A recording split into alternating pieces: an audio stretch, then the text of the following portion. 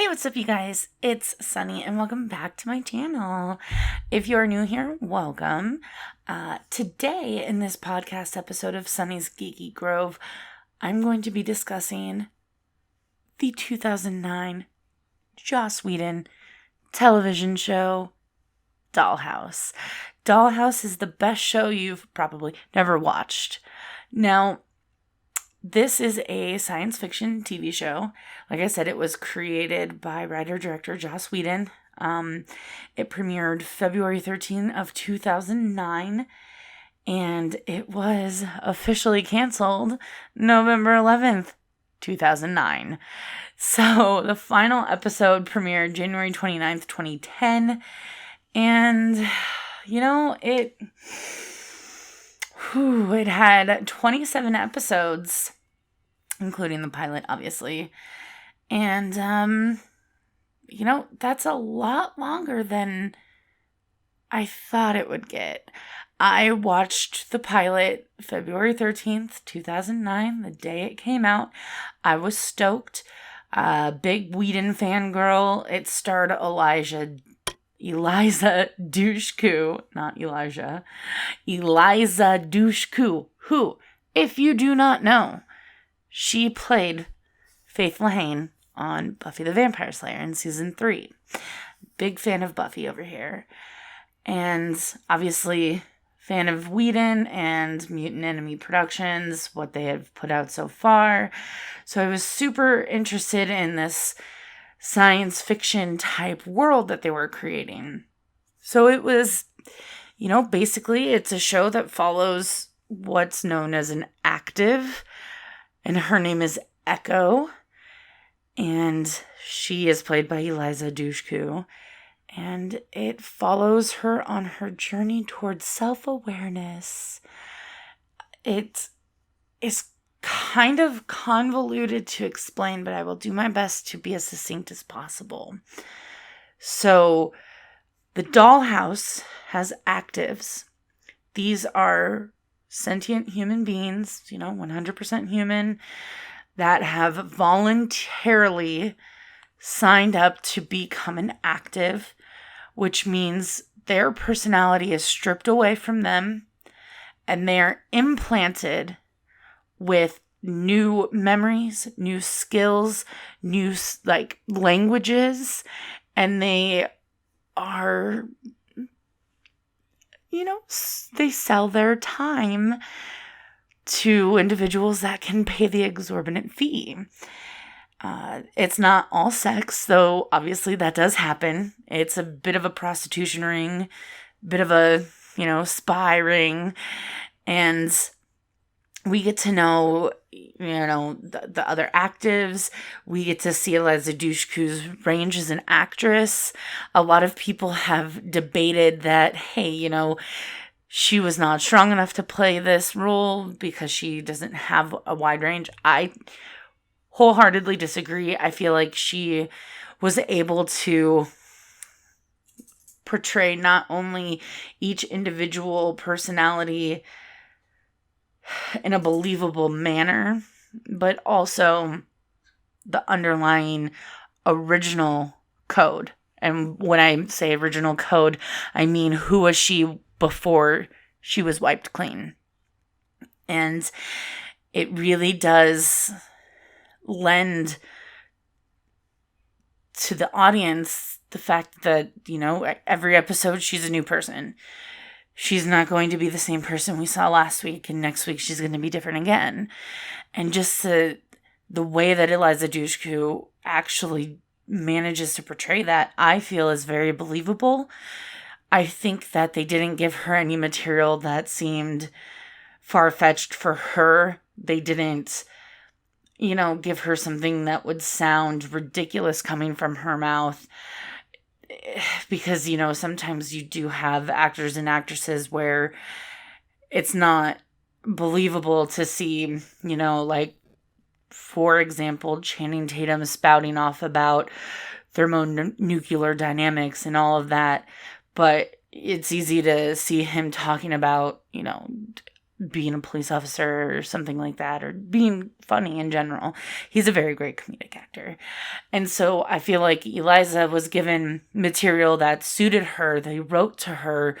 She was the one that Joss wanted in the role. She, they had her in mind when they wrote the pilot, and it was wonderful that she signed on, that she wanted to do it, that she had faith in the project, because she really does bring the character of Echo to life. And I know what you're thinking. Oh, Echo. Oh, so symbolic. It is, bitch. It's obviously, a little bit of a tongue-in-cheek name for her. Foreshadows what she's going through, what she experiences throughout the seasons, throughout the series. And it's just, it's wonderful. There are multiple dollhouses across the world, and this particular one in California uses the military phonetic alphabet to name their actives. So, you have Echo, you have Whiskey, Sierra, Victor, those names. And it's a lot of fun, because the other houses, there's one that even uses Greek gods, and you get to see how the different houses operate in the show, interact with the different scientists. It really is just great to see the technology and all of that. I gotta do a little shout out to Fran Kranz. He plays Topher Brink. Topher Brink is by far my favorite character on the show. He is funny, nerdy, dorky, just like the greatest comedic relief. He has such a good story arc and character development throughout the series. And, he struggles with... In the beginning, he is super proud of himself. He created this technology to a degree, and he improved upon it, and he created, techniques and processes that other houses are now using, and he's the one that's doing this. And so obviously, as time progresses and he interacts with some of the actives personally, he starts to, think, is this wrong? And you kind of had that moral quandary from a few different characters throughout the series. And ultimately, it is a very humanizing element to it all, because, they're all human beings. And they bring in a psychologist to kind of help explain some things that are going on in the house, to help them understand exactly the human aspect of it, when even our personalities, our memories, our souls, if you will, are taken away from us, and we're just empty shells waiting to get a new personality thrust in it. Why do we still do X, Y, and Z? Why do we still group together and have herd mentality? Why do we still reach out for people that are similar to us? Why do we still do this and that? And so it brings in this fun dynamic of, looking at the human condition and exploring that, and then interplaced with, the spy action plot and putting in the dangerous society, and technology is so bad, but technology is so good too. There's a lot of different things playing against each other that help create this world that's not just 2D. It's flat, it's lived in. There are people that are 100% one way, and people that are 100% the opposite. And then there are those in the middle that are like, well, this technology is great and it's doing something good for us, but here are the repercussions, and are we sure that this is good? And it's not just one character, it's not just one entity, it's several people throughout the time, and it's really great. It has a lot of twists. It's a typical psychological thriller and drama type show, where it does have, the things that come along with those types of genres, the mystery, the twists, the plot twists, it has something for pretty much everybody. If you can buy into the concept, it really does have something for everybody. There's, love story, there's action, there's gunfighting, there's, Brazilian dance fighting. I'm kidding, that's not in there. It has just like really thought-provoking segments and subplots, and then even the main plot, obviously. How far is too far with technology? Are we just openly letting technology control us, and are we giving ourselves to technology voluntarily? Do we have the illusion of, autonomy when we are doing that, when we let the tech into our life? So it really does battle lots of things to a point where I feel like maybe that's what lost some viewers, because it does get a bit messy, but it pays off in the end. To a degree, you get the payoff. I will admit, second season is a drastic turn from the first season. They did know they were canceled, so they finished the series. They finished what they wanted to say. They didn't cliffhang. They wrapped up storylines and answered questions to the best of their ability. And they really did try and give a satisfactory ending to the show, because they knew it was canceled. They weren't getting renewed. No one else is going to pick this series up. So they said, just finish it, and we'll do whatever we need to in comics, because let's face it, this is the type of show that really needs a big budget, and we'll just do it in the comics. It's fine, which they did. I believe they had a 6-book, 6-part comic. Maybe it was 8. That's fine. But they finished it. They had this idea of what their world was going to come to, and that's what they did, which I praise them for, because there are some shows that, feel like they're going to get canceled and do the last ditch cliffhanger in hopes like, oh, you can't leave it on who's the baby's daddy. You gotta resolve that. You gotta give us one more season. Oh, a half season will do. No, they didn't have that delusion. They said, all right, we're gonna do it. And so while the second season is that drastic tonal shift, you do kind of get more background as to what led to that, because it was a major twist and change, and I enjoyed it, not as much as I enjoyed the first season, but it really did. It brought one of my favorite actors back from being a bad guy to a good guy, which is really hard to do, especially when that bad guy is such a bad guy. Like, you feel like he's so far gone that redemption is not even a little bit possible.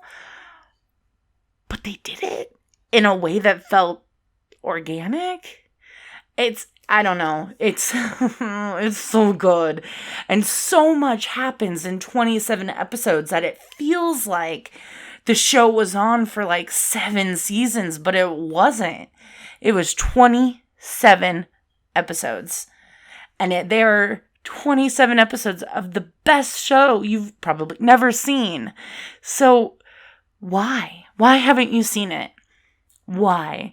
Well, first of all, it's 10 years old. I mean, it's 10 years old. It was on Fox. It was a sci-fi show, low ratings, Friday nights, like 8 or 9 p.m. And no one's going to watch TV then. Like, That's the kill zone. That Friday nights at 8/7 Central or 9/8 Central. Like, no one watches TV at that time unless they are 100% in love with that show. They will take time out of, their day to watch it. Nowadays, it's a little different because we have DVR, but you got to remember this was 10 years ago. Streaming was low. Pirated copies of TV weren't very prevalent. You either recorded on your VCR, which who had that then? Or you had a DVR, but probably you were recording something else at the time. So it had low viewership, obviously. And it just, Fox obviously didn't have enough faith in it because of when they aired it. And that doomed them. Because Joss Whedon's name and Eliza Dushku's name aren't enough to carry a show like that. Not on Fox. Especially because of the Firefly fiasco. People didn't trust Fox when it came to this kind of experimental type show. Science fiction doesn't really do very well on Fox. And you may be thinking, oh, what about Fringe? Or, oh, what about this show? And that's fair. Fringe did last a pretty long time, but you also got to understand that was a little bit later. So it's because of the fact that, it was so early, it was revolutionary, it was very different from what was on TV at the time, especially on Fox. That's why, that's why it didn't do well. And they obviously had no faith in it. And it's just, it really is awful because of the fact that it had such, in my opinion, a strong cast of people that weren't necessarily super well known, but boy, could they act. And I am not even going to attempt to pronounce their names because, oh, yikes. I will say Deechin Lockman. She ended up being on Marvel's Agents of S.H.I.E.L.D., another Whedon show. And she plays Sierra, an active or a doll, on Dollhouse. So, yeah, I mean, it's a great show. It's obviously a cult classic. It tends to be perceived as a cult classic because of the name attached to it of Joss Whedon.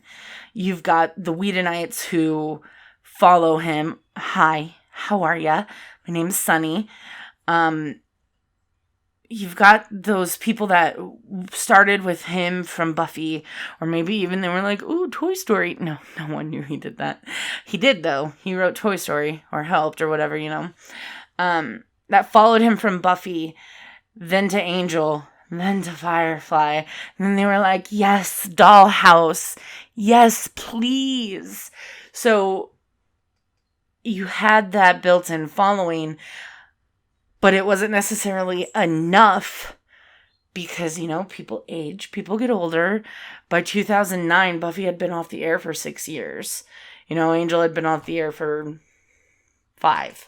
So it's like, we believed in him enough, but, people do move on. And so just having that small following wasn't necessarily enough to guarantee that the show would do well. And then by having just, in my opinion, the most famous person on the show was Olivia Williams. And she did not do that much. Like, she was not on the show all the time. And otherwise, you had Eliza Dushku. And she's fantastic. She's great. She's an amazing actress. She's wonderfully talented and I think has a very wide range, very dynamic actress. But she didn't have that huge pull that the show needed. I'm not saying put somebody else in the main role because let's face it, I think she did fantastic. I'm just saying Fox needed to have a little bit more faith in it and put it on primetime on a good night. Tuesday night, Wednesday night, Thursday night, not Friday. You want a night that people are going to actually seek out that relaxing and engaging and enthralling television show. Friday's not it. Friday is people going out, having friends over, socializing, going to bed early. Like, that's not the night. That's the night reserved for killing a show, and that's what they did. They killed Dollhouse, and I hate you, Fox, because you did it to Firefly, and we thought we could trust you again. We gave you another shot, and you did it again. You broke our hearts. You hurt us. We will not trust you ever again. Never. Hashtag Fox execs are dum-dums. Anyway, that's where I am going to leave this and leave you. I really do suggest that you give Dollhouse a try. And man, Hulu has been coming in the clutch lately. They've been having things that Netflix just does not have. You can stream Dollhouse on Hulu right now without having an additional add-on. Or obviously, I'm sure you could find the DVDs on Craigslist or eBay or Amazon. But yeah, if you've got Hulu, just give it a go. Watch the first season. Watch the first episode or two. See if you actually like it. I strongly, obviously, recommend it. Season 2 is a bit of a tonal shift, but I think it still lands. It still has the great characters and the great dynamics between them all. So I think it's well worth it. I will say one little caveat. The ending is very frustrating and angry, and I hate it. I get it, but I hate it. And with that, if you like this video, leave a thumbs up. If you didn't like this video, also leave a thumbs up, because why would you give a thumbs down? That would just hurt me. And why do you want to hurt me? You don't. So leave a thumbs up. Thanks. If you are new here, hit that subscribe button. If you've been waffling on subscribing, go ahead and give it a go. It's free, doesn't cost you anything. Ring that bell if you want to be notified through a push notification or email. And my name has been Sunny. Nope, my name is Sunny. You've been awesome, and I hope you have a good one. Bye.